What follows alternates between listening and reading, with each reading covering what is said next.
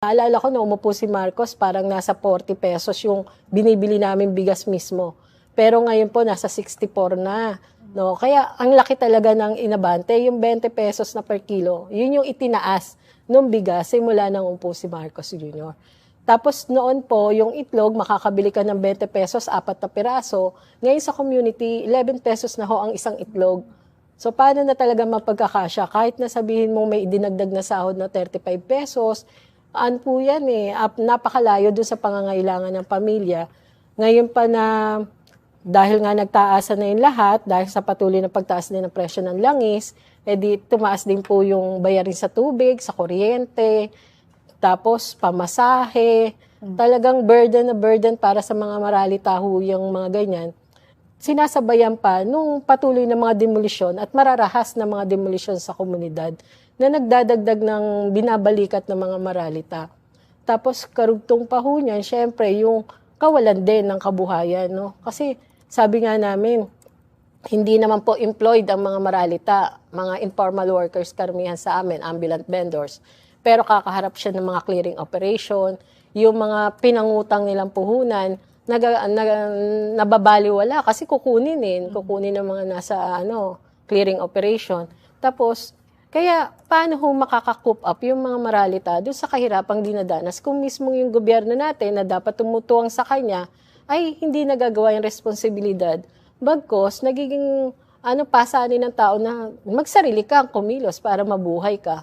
Pero kahit na gusto mong marangal na mabuhay, ganito naman po yung nangyayari, no? Patuloy yung mga kahirapan. Lalo na po, magpapasok ka na rin sa 29. Pero hanggang ngayon po, marami pa sa mga nanay yung hindi pa nakakabili ng mga gamit sa kanilang mga anak para sa pag-aaral. Dahil nga po, imaginein mo naman yung gastusin.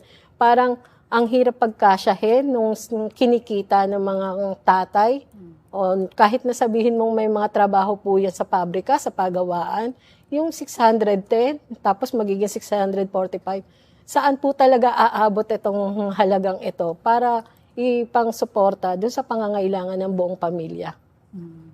Yung isa lang, syempre yung panawagan po para doon sa pagtataas na sahod ng manggagawa, yung maging family living wage po talaga yung antas niya, tapos matanggal yung mga regional wage board kasi parehas lang naman po yung bibilhin sa Luzon, Visayas, Mindanao, pero iba-iba yung sahod ng mga manggagawa kaya nako-congest ka sa Metro Manila, no? Dahil sa kagustuhan natin na kayanin talaga masuportahan yung pang-araw-araw na gastusin.